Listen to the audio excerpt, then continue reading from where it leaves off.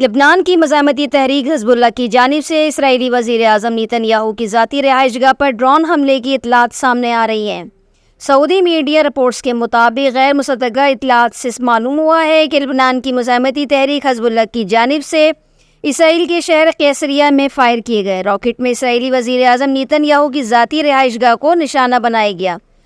Social media پر کی گئی post پر بھی بتایا گیا ہے کہ حزب اللہ کے راکٹ حملے میں جس عمارت کو نشانہ بنایا گیا ہے وہ اسرائیلی وزیر اعظم نیتن یاہو کی ذاتی رہائش گاہ ہے۔ لبنان کی مزاحمتی تحریک حزب اللہ کی جانب سے اسرائیلی وزیر اعظم نیتن یاہو کی ذاتی رہائش گاہ پر ڈرون حملے کی اطلاعات سامنے آ رہی ہیں۔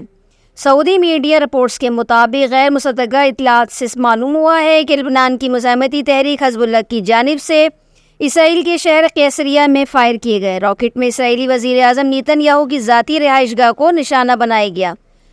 سوشل میڈیا پر کی گئی پوسٹ پر بھی بتایا گیا ہے کہ حزب اللہ کے راکٹ حملے میں جس عمارت کو نشانہ بنایا گیا ہے وہ اسرائیلی وزیر اعظم نیتن یاہو کی ذاتی رہائش گاہ ہے۔